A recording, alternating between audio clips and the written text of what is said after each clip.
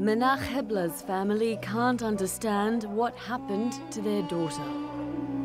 The 30-year-old died and injured 17 people when she set off a bomb in the main avenue of Tunis in October.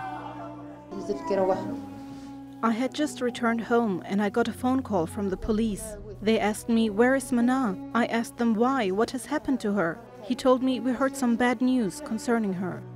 Mana was an unemployed university graduate. She'd been out of work for 3 years. She was not on the radar of the authorities.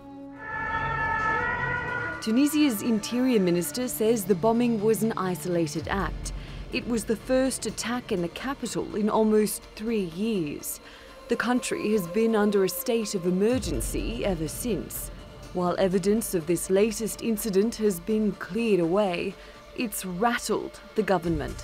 إن شاء الله على كل حال المسؤولين في تونس ينكبوا على أسبابه ومسبباته ما ياخذوش كان الأمور الظاهرة. يعني هو كونه موجه للدولة للسلطة لهيبة الدولة. It's been almost 8 years since a Tunisian street vendor, Mohamed Bouazizi, set himself on fire to protest poor economic conditions. The mass demonstrations that followed turned into a political revolution and paved the way for the Arab Spring. Tunisia was hailed as a democratic success story for the region. But for many people, the change they rallied for, and what Bouazizi died for, hasn't come. The economy has been stagnant and the country has relied on foreign financial aid, including from the International Monetary Fund, to stay afloat. It's meant the adoption of higher taxes as ordinary Tunisians pay for that bailout.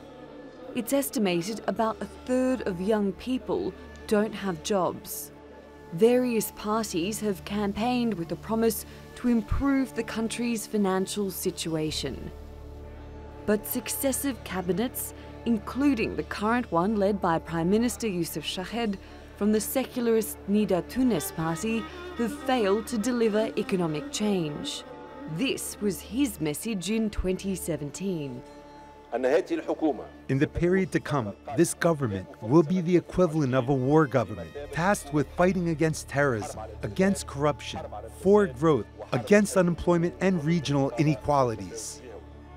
This week, Chahed reshuffled his cabinet, hoping new ministers will kickstart the economy ahead of next year's elections.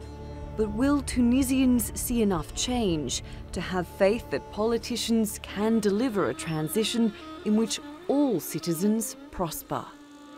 Natalie Poyhonen, The Newsmakers.